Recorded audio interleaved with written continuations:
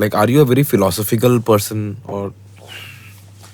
नहीं, I am not a philosophical person, but कुछ अच्छी इंटरेस्टिंग फिलोसफी कोई शेयर करता है तो अच्छा लगता है सुन के, अगर बात में कुछ दम हो अच्छा लगता है, बट वो I am not the But philosopher are you like types. that kind of a thinker के बिल्कुल यार नहीं, ऐसा? बिल्कुल नहीं। वो जो स्टैंडर्ड जो परसेप्शन है ना राइटर का, मैं वो हूँ ही नहीं। वो जो खिड़की पे बैठ के मैं वो हूँ ही नहीं। Do you get this? Do you get asked this a lot? लोग ऑब्वियसली पूछते हैं। ऑल्सो क्या होता है कि भाई आप जो आपसे मिले नहीं, आपके काम से जिन्होंने आपको परसीव किया है, they have a different impression और a perception of you in their mind. हाँ, ये मैंने कल ही एक्सपीरियंस किया। Is it? मैं कल जेकब कोरियर का कॉन्सर्ट देखने गया था। हाँ। तो अभी हाल ही में ही मैंने एक किसी का एक जिंगल या कुछ गाना गाया था, फुल ना ना ना ना कुछ ऐसा कुछ था शायद से, मेरे को भी एग्जैक्टली याद नहीं है। तो वो कंपोजर मुझे मिल गया, बोलता है अरे you come to watch Jacob Collier concert. मैंने बोला एग्जैक्टली यही होता है। यही होता है। तो मेरे साथ भी वही है कि शायद मेरा गाना या जो काम मैंने किया है वो सुन के people think of me as a very literary और फिलोसॉफिकल या वैसा टाइप का। जैसे कुछ लोग मुझे मिलते हैं तो वो सीधा शुरू हो जाएंगे, जैसे वो उस शेर में और इनकी जो राइटिंग थी आपने तो ये सुना ही होगा और ऐसा है वैसा है, जबकि मैंने वो सुना ही नहीं है। तो वो एक होता है कि आई फील कि पीपल थिंक कि ये बंदा ऐसा होगा, लेकिन वैसा है नहीं मामला।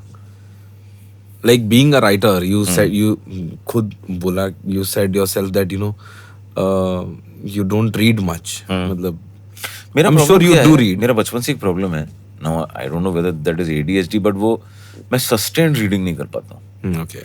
मुझे कोई चीज इंट्रीग करती है, इंटरेस्ट करती है, लेकिन मैं वो एट अ टाइम 10 पन्ने पढ़ के हाँ इसको पढ़ना पड़ेगा अच्छे से, फिर वो अच्छे से पढ़ने का मौका 1 महीने बाद आ रहा है जब मैं पहले के 10 पन्ने भूल चुका भूल चुका। Same happens with scripts. अच्छा। मुझे नरेशन मिल गया तो ठीक है, स्क्रिप्ट भेजा तो वो कब पढ़ूंगा भगवान जाने, मतलब वो पढ़ना ही नहीं होता मेरा script. There have been times कि मुझे डायरेक्टर ने 6 महीने पहले स्क्रिप्ट भेजा है, 3-4 महीने के बाद मैंने उससे झूठ बोला कि हाँ मैंने पढ़ लिया, और उसने अगले दिन मीटिंग के लिए बुला लिया। Oh God. तो उससे मीटिंग दोपहर 3 बजे तो सुबह से उठ के जल्दी जल्दी पढ़ गया। Homework. तो मैं सस्टेन रीडिंग नहीं कर पाता हूँ, but I consume a lot from the audio visual medium and the audio medium.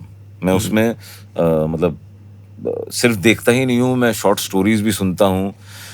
Initial days में मुझे कविता या शायरी में उतनी दिलचस्पी और रुझान नहीं रहा, लेकिन अब वो सब भी कुछ चीज़ें मैं सुनता हूँ, ऑडियो फॉर्मेट में सुनता हूँ।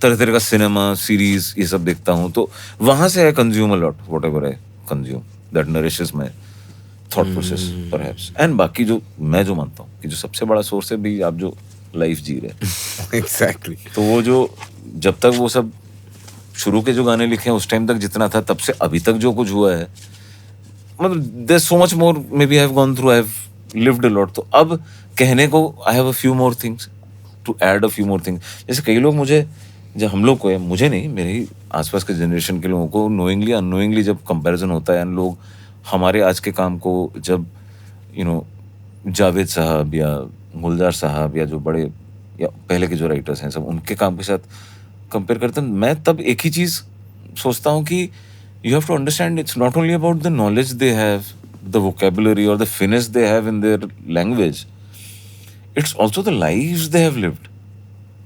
मैं तो पैदा भी नहीं हुआ था जब ये लोग अपना सिनेमा को ऑल्टर करने वाला, लाइफ ऑल्टर करने वाला काम कर चुके थे ये लोग। तो उन्होंने जिंदगी मुझसे कितनी ज्यादा जी है, 30-40 साल they are ahead as human beings who have lived their lives. तो I can not achieve the resolve in work that they can in at this as.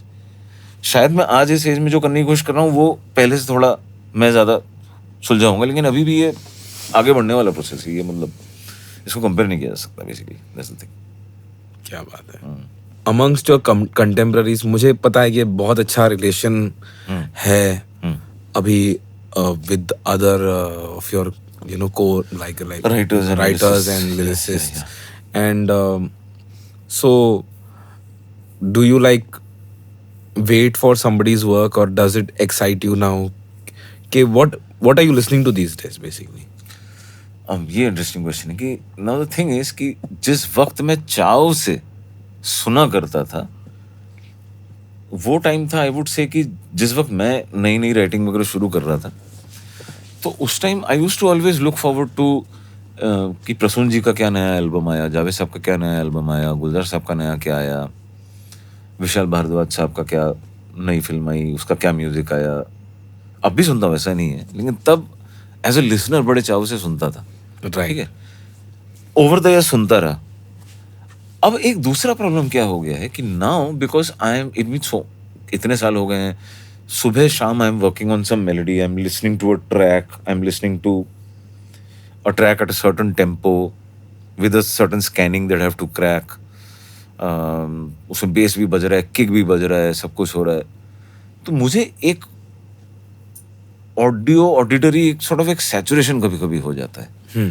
तो अभी जैसे आपने सवाल किया कि आजकल आप क्या सुन रहे हैं, तो मेरा क्या है कि मैं मोस्ट ऑफ द टाइम कोई ऐसा गाना सुन ही नहीं रहा होता जो कि गाना है, जिसमें कोई एक गा रहा है और एक थॉट है और एक उसमें कोरस आने वाला है और एक हुक आने वाली है और एक रिफ आने वाला है और फिर ये बेसलाइन घुसा और ये ड्रम आया। वो मैं फॉर लेजर सुन नहीं पाता हूँ एनी मोर। तो मुझे वो राहत चाहिए होती है, मेरे कान को वो रिलीफ चाहिए होती है। तो when I am not working mainly, तो हिंदी फिल्म म्यूजिक जो है वो मैं जैसे पहले सुना करता था, अब उतना सुनना होता नहीं है कि अच्छा सुनूं और क्या आया है नया, कोई ये वो नहीं होना था। I end up listening to primarily acoustic stuff, जिसमें मुझे किक बेस ना सुनाई पड़े और सिंथ ना सुनाई पड़े। अच्छा। And preferably if it's in a language that I don't understand, तो मैं I end up listening to world music and you know French, Spanish, African music, और इवन हमारे सदर्न लैंग्वेजेस के कुछ जिनका मुझे लैंग्वेज ना समझ में आए। अच्छा। So then I can generally enjoy it as music. The moment I understand the language, मैं फॉलो करने लगता हूँ। इसने ये बोला, अच्छा इसको इससे मिला, एनालिसिस चलो जा। वो अननोइंगली, मैं एनालाइज भी नहीं कर रहा हूँ, but I can't take my mind off it. I can understand. इसने ये बोला, अरे इसकी जगह ये राइम क्यों कर दिया, ये तो हो सकता था। अरे यहाँ पे इसका मीटर थोड़ा सही नहीं गया, ये बात यहाँ पे क्यों बोली, अभी पहले तो ये बोला था, उसके बाद में ये कनेक्ट नहीं हुआ। अरे वाह, इस बात को क्या सुंदर घुमा के लाया। फिर थोड़ी देर बाद सोचता हूँ क्या कर रहा हूँ। So that's unknowingly, I am sure that must be happening to composers and producers also.